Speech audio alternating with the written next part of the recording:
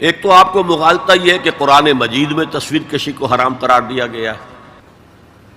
قرآن میں کہیں یہ حکم موجود نہیں ہے، بلکہ قرآن میں تو حضرت سلیمان کے بارے میں آتا ہے کہ ان کے لیے جو جنات جو تھے ان کی غلامی میں وہ تماثیل بھی بناتے تھے، مجسمے بھی بناتے تھے، تو مجسمہ سازی بھی حرام نہیں تھی اس وقت۔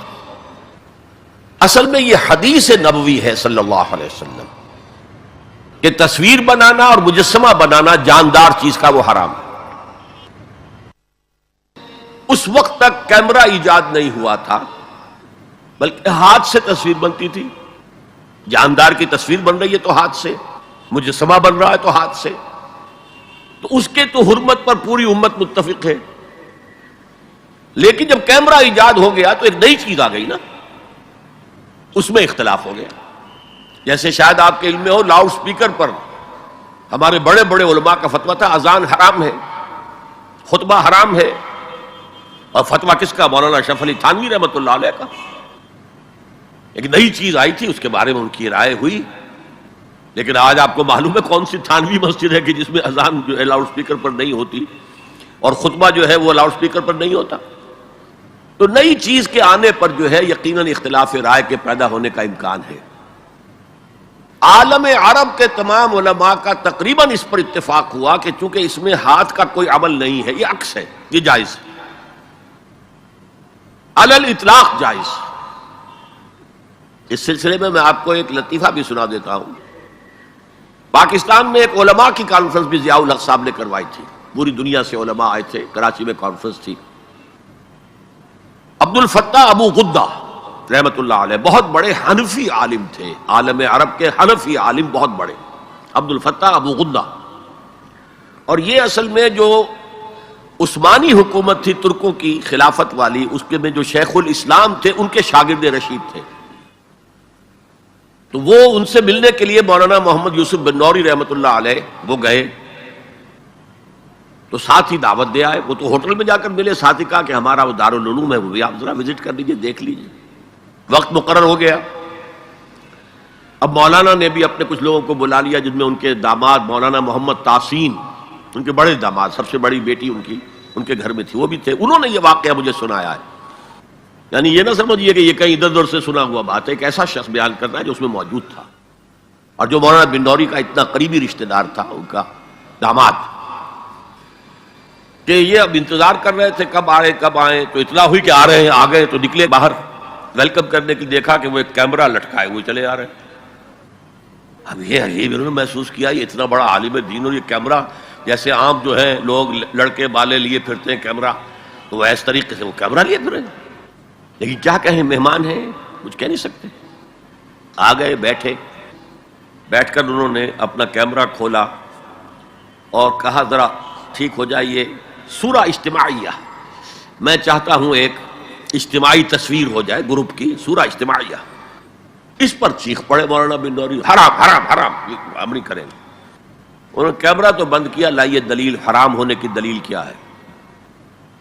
جو دلیل انہوں نے دی وہ کاٹ دی، جو دلیل دی وہ کاٹ دی، جو دلیل دی وہ کاٹ دی۔ آخر میں مولانا بن نوری کو کہنا پڑا کہ ٹھیک ہے یہ حرام نہیں ہے، لیکن یہ خلاف تقویٰ ہے۔ آپ نے کہا ٹھیک ہے، آپ اس پر قائم رہے، خلاف تقویٰ ہے، مجھے اس پر کوئی وہ نہیں ہے، لیکن یہ کہ آپ حرام کہیں گے تو مجھے دلیل دینی پڑے گی۔ آپ قرآن و سنت کی روح سے تصویر کشی حرام ہے، تو یہ آپ کے سامنے جو اتنے بڑے بڑے ویڈیو کیمرے گھوم رہے ہیں یا ٹی وی پر آپ کی جو تصویر آ رہی ہے، آیا یہ صحیح ہے یا اچھا ہے؟ یہ سوال کر لیا۔ دیکھیے، کتاب و سنت کی روح سے جو چیز حرام ہے وہ ہاتھ سے تصویر بنانا ہے، کیمرہ تھا ہی نہیں۔ حضور کے زمانے میں ہاتھ سے تصویر بنتی تھی، ہاتھ سے بنائی جانے والی تصویر حرام مطلق ہے۔ اس سے پہلے وہ بھی حرام نہیں تھی، یہ بھی جان لیجئے۔ جیسے سجدہ تعظیمی جائز تھا، ایسے ہی حضرت سلیمان کے بارے میں آتا ہے، تماثیل، یہ بڑی بڑے تماثیل بناتے تھے لوگ، جنات جو تھے ان کے لیے۔ لیکن شریعت محمدی میں ہاتھ سے تصویر بنانا، جاندار کی نقشہ ہے آپ کھینچ رہے ہیں، کوئی فطری لینڈسکیپ ہے، کوئی حرج نہیں، جاندار کی تصویر بنانا حرام مطلق ہے۔ لیکن جب کیمرے کی ایجاد ہوئی تو اب یہ مسئلہ اجتہادی ہو گیا کہ آیا وہی حکم اس پر بھی ہوگا کہ نہیں ہوگا۔ عالم عرب کے علماء جو ہیں چوٹی کے، وہ اس کے قائل ہیں کہ اس پر اس حکم کا اطلاق نہیں ہوتا، ہاتھ سے بنانے والی تصویر پر ہوگا۔ البتہ انہوں نے کہا پسندیدہ یہ بھی نہیں ہے، ہاں تعلیم کے لیے اس کو استعمال کرنا جائز ہے۔ ہمارے ہاں کے علماء کی اکثریت اس کی قائل ہے کہ اس کے اوپر بھی وہی حکم ہوگا کہ یہ حرام ہے۔ وہ بھی کہتے ہیں کہ کسی معاشرتی ضرورت کے لیے جائز ہے، پاسپورٹ کے لیے جائز ہے، مجرموں کی شناخت کے لیے جائز ہے، میڈیکل ایجوکیشن کے لیے جائز ہے، وہ اس کو جائز کہتے ہیں۔ اس حوالے سے بہت سے علماء ہیں جن کے فوٹو بھی اخبارات میں چھپتے ہیں، جن کی جو بھی ہوتی ہیں مجالس شورا، ان کے بھی اجتماعات جو ہیں ان کے فوٹو آتے ہیں۔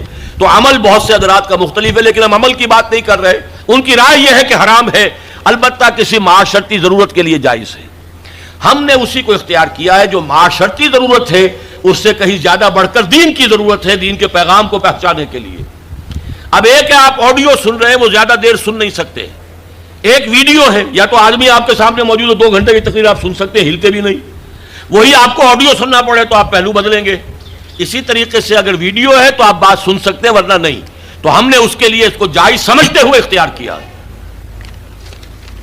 اور یہاں بھی بتا دوں، جو سلطنت عثمانیہ خلافت عثمانی کے آخری شیخ الاسلام تھے علامہ کوثری رحمت اللہ علیہ، ان کے شاگرد رشید عبد الفتاح ابو غدہ، یہ اس وقت فقہ حنفی کے عالم عرب میں سب سے بڑے ماہر ہیں۔ ان کے نزدیک بھی جائز ہے، ان سے میری ملاقات ہوئی ہے، ان کی رائے میں آڈیو پر لے کر آیا ہوں۔ بلکہ اب یہ وقت زیادہ صرف ہو رہا ہے، وہ تو یہاں پر جب آئے تھے ضیاء الحق کے زمانے میں ایک علماء کی انٹرنیشنل کانفرنس ہوئی تھی۔ ایک تو علماء جو ہوتے تھے کنونشن اسلام آباد میں تو مقامی علماء کے ہوتے تھے، ایک انٹرنیشنل، اس میں وہ بھی آئے تھے۔ تو مولانا سید محمد یوسف بن نوری رحمۃ اللہ علیہ ان کے مقام و مرتبے سے واقف تھے، فقہ حنفی کے عالم عرب کے چوٹی کے جو ہیں وہ استاد ہیں۔ ملنے گئے ہوٹل میں، تو ظاہر بات ہے کہ جب وہ گئے تھے تو انہوں نے کہا میں بھی آؤں گا۔ آپ کیا یہ دعوت دے کر گئے کہ آئیے ہمارا دارالعلوم دیکھیے، وہ آئے۔ انہوں نے اپنے داماد کو مولانا محمد تحسین صاحب کو بھی بلا لیا، وہ ابھی زندہ ہیں، ان سے اس واقعے کی توثیق کرائی جا سکتی ہے۔ انہوں نے یہ واقعہ مجھے بتایا کہ جب وہ میں بھی تھا وہاں بیٹھے انتظار کر رہے تھے، جب بتایا گیا کہ آ گئے ہیں علامہ کوثری صاحب، وہ علامہ عبد الفتاح ابو غدہ، تو ہم سب اٹھ کر باہر نکلے، دیکھا ان کے گردن میں کیمرہ لٹک رہا ہے۔ اب ہم بڑے پریشان، یہ کیا ہے؟ ہم تو سمجھتے ہیں حرام، اور یہاں پہ یہ کیمرہ لے کر عالم دین جو ہے اتنا بڑا مفتی آیا ہے۔ خیر خاموش رہے۔ اب جب جا کر کمرے میں بیٹھ گئے، انہوں نے کھولا، کیمرہ نکالا اور کہا سورہ اجتماعیہ، یعنی ایک جو ہے گروپ فوٹو میں لینا چاہتا ہوں، آپ لوگ ذرا ٹھیک ہو جائے، سیدھے ہو جائے، بیٹھ جائے، سورہ اجتماعیہ۔ اب مولانا بلوری صاحب جو ہے خاموش نہیں رہ سکے، نہیں حرام، ہمارے نزدیک حرام، ہمارے نزدیک حرام۔ انہوں نے کیمرہ تو بند کیا، پوچھا دلیل کیا ہے حرمت کی؟ جو دلیل لائے انہوں نے کاٹ دی۔ آخر میں مولانا بلوری کو یہ کہنا پڑا کہ ہاں حرام تو نہیں ہے، ہم اسے تقویٰ کے خلاف سمجھتے ہیں۔ آپ نے کہا ٹھیک ہے، یہ بات آپ کا موقع، آپ حرام کہتے ہیں، دلیل لانی پڑے گی۔ یہ واقعہ بھی میں نے آپ کو بتا دیا ہے کہ یہ ہے اصل موقع۔ بعض چیزیں ہمارے یہاں بس مشہور ہو گئی ہیں، اور بعض علماء یہاں تک کہ ہمارے اس وقت کے جو علماء ہیں وہاں طالبان کے، وہ بھی اسی طریقے کی عمل کر رہے ہیں۔ ٹی وی کو بری شے نہیں ہے، ٹی وی کے ذریعے سے آپ کیا پھیلا رہے ہیں۔ ہمارا یہ تھا کہ ایک زمانے میں تو یہ رائے تھی کہ لاؤڈ اسپیکر اذان بھی حرام ہے، نماز کی امامت بھی حرام ہے۔ اب ایک امام کر رہا ہے، 2 لاکھ آدمی پیچھے تبلیغی اجتماع میں، کچھ پتہ ہی نہیں چلتا وہ امام نے کب اللہ اکبر کہا۔ امام سجدے میں پڑا ہوا ہے، پوری جماعت کھڑی ہوئی ہے، امام کھڑا ہو گیا، پوری جماعت گری ہوئی ہے سجدے میں، یہ دادا گر گئے سجدے میں جب وقت قیام آیا۔ یہ اللہ کے بندو، آخر وہاں بجلی بھی جلاتے ہو کہ نہیں جلاتے؟ وہاں پر جو ہے لالٹینیں جلایا کرو، پھر بجلی کا کیا تمہیں حق پہنچتا ہے؟ لیکن یہ چیزیں ہوتی ہیں، اس میں ضرورت ہے کہ اپنی نگاہ کو وسعت دی جائے۔ لاؤڈ سپیکر میں کوئی خرابی نہیں ہے، اس کے ذریعے سے اذان دیجئے تو یہ اچھا ہے، اس کے ذریعے گانے نشر کریں گے برا ہے۔ ٹیلی ویژن کے ذریعے سے دین کی تعلیم کی جائے وہ اچھی ہے، اگر کچھ اور فحاشی کریں گے جیسے پاکستان ٹیلی ویژن کر رہا ہے یا جو CNN وغیرہ کرتے تو وہ برا ہے۔